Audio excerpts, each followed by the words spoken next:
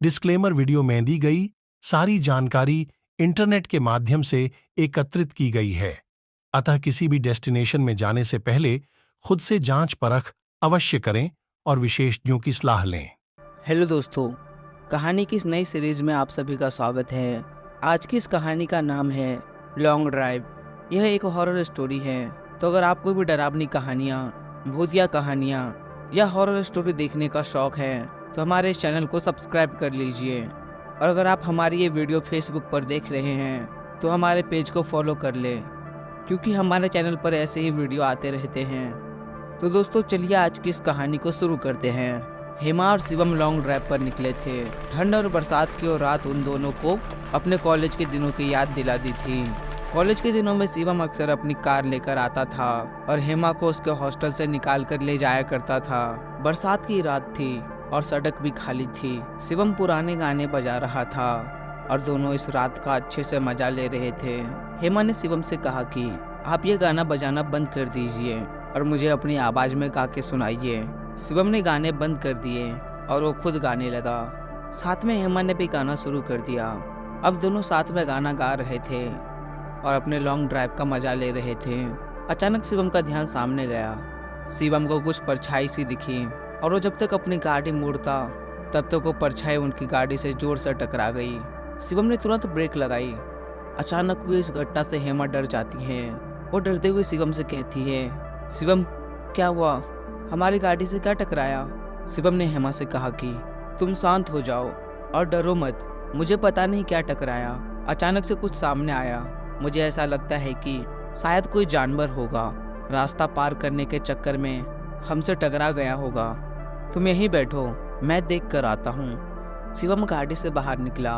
जैसे ही उसने गाड़ी के आगे पहुंचकर देखा, वैसे ही शिवम के होश उड़ गए और वो बहुत बुरी तरह से कांपने लगा। शिवम थोड़ा नीचे झुका और फिर से खड़ा हो जाता है। शिवम की शक्ल पर खौफ दिखाई दे रहा था। अपने पति के शक्ल पर खौफ देखकर हेमा काफी डर गई थी और उसे पता चल गया था कि कुछ तो बुरा जरूर हुआ है।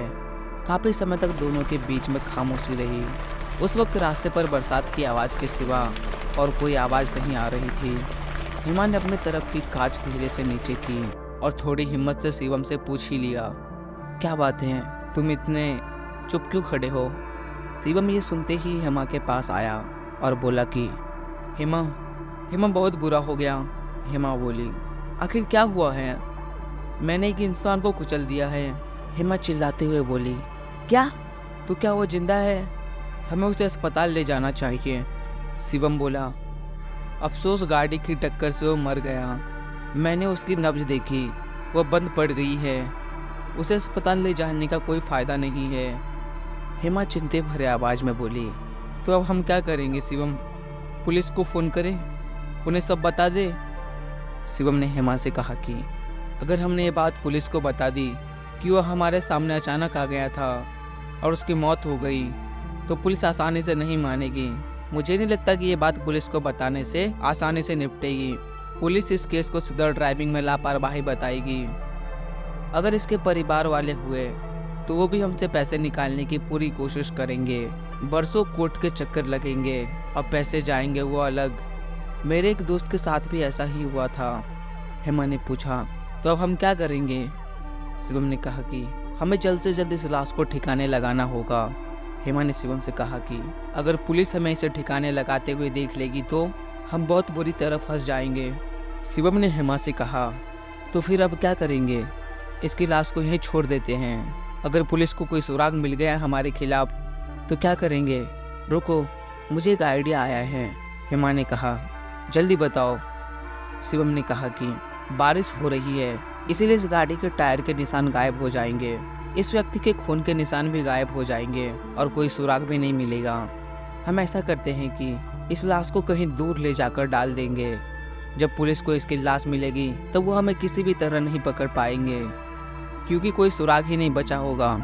हेमा ने कहा, अच्छा ठीक है, अब चलो जल्दी हम मिलकर इस लाश को डिक्की में रख देते हैं। दोनों ने मिलकर लाश को डिक्की में रख दिया। शिवम ने गाड़ी चलाना शुरू कर दिया और वो बड़ी तेजी से गाड़ी चला रहा था।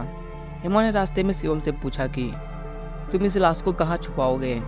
शिवम ने कहा, यहाँ पास में एक खाली मैदान है। वो मैदान बदमाशों के अड्डे के रूप में बदनाम है। अगर हमने वहाँ पर इसकी लाश फेंक दी तो पुलिस ऐसा ही सोचेगी कि किसी बदमाश ने ही इसकी हत्या कर दी होगी। हेमा ने कहा, अच्छा ठीक है। शिवम ने आगे मोड़ पर अपनी गाड़ी मोड़ ली और वह उस नए रास्ते की ओर जाने लगे। कुछ और आगे जाने के बाद शिवम और हेमा उस मैदान के पास पहुंच गए। लेकिन वहां पर पहुंचते हुए ही शिवम ने सामने देखकर बोला कि ओ शिट। सामने ही पुलिस की 2 गाड़ियां खड़ी थी। हेमा ने शिवम से कहा, अब क्या करेंगे? तुम डरो मत, हमें पुलिस के सामने ऐसा रिएक्ट करना है जैसे कि हम एक रोमांटिक सैर के लिए निकले हैं।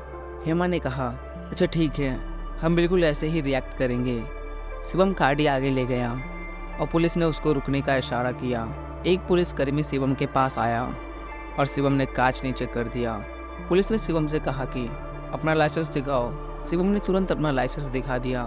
पुलिस ने शिवम से पूछा, ये कौन है? आपकी पत्नी? इतनी रात यहाँ क्या कर रहे हो? तुम्हें पता नहीं है ये जगह खतरनाक है? अपने डर को हंसी की जगह छुपाते हुए शिवम ने पुलिस से कहा कि जी ये मेरी पत्नी है, यह है इनका आईडी। हम दोनों लॉन्ग ड्राइव के लिए निकले थे। मुझे लगता है कि मैंने गलत टर्न ले लिया। पुलिसकर्मी ने कहा, अच्छा ठीक है, पर यहाँ दोबारा मत आना। चलो तुम्हारे डिक्की खोलकर बताओ। शिवम ने चौंकते हुए कहा, सर डिक्की? पर क्यों? पुलिस वालों ने कटक आवाज में कहा कि हमें जानकारी मिली है कि कुछ तस्कर यहीं से अपना माल ले जाने वाले हैं। हमें जांच तो करनी पड़ेगी। चलो गाड़ी की डिक्की खोलो। ये सुनकर हेमा और शिवम के पसीने छूट रहे थे। शिवम चाबी लेकर गाड़ी से उतर गया। हवलदार टॉर्च लेकर खड़े थे। शिवम बहुत परेशान हो रहा था, पर उसके पास और कोई चारा भी नहीं था। शिवम ने चाबी लगाई और डिक्की खोल दी। हवलदार ने डिक्की में टॉर्च मारी और चिल्लाकर कहा, साहब डिक्की में कुछ नहीं है, डिक्की खाली है। यह सुनकर शिवम हैरान रह जाता है कि आखिर ऐसा कैसे हो सकता है। उसने अपनी निगाहें मोड़ ली थी, लेकिन हवलदार की बात सुनने के बाद उसने डिक्की की ओर देखा तो डिक्की सच में खाली थी। शिवम को पुलिसकर्मी ने कहा, ठीक है सर, आप जा सकते हो। शिवम सीधा जाकर गाड़ी में बैठ जाता है। वो कुछ नहीं बोला और दोनों निकल गए। हेमा ने पूछा, हम कैसे बचे? तुमने क्या किया? शिवम ने कहा, मैं कुछ नहीं जानता हूँ। जब डिक्की खोली तब वो खाली मिली, उनका एक धब्बा भी नहीं मिला। हेमा आश्चर्य के साथ बोली, लेकिन ये कैसे संभव है? शिवम ने कहा, मैं कुछ नहीं जानता हूँ और जानना भी नहीं चाहता हूँ। हेमा ने कहा, मैं भी इसके बारे में कोई बात नहीं करना चाहती हूँ। दोनों ने तय किया कि अब हम दोबारा कभी भी बरसात की रात में लॉन्ग ड्राइव के लिए नहीं जाएंगे। दोस्तों, अगर आपको हमारी ये स्टोरी अच्छी लगी तो हमारे वीडियो को लाइक करके हमारे चैनल को सब्सक्राइब कर लें और इस वीडियो को अपने दोस्तों में शेयर करना ना भूलें। मिलते हैं जल्द एक नई कहानी के साथ।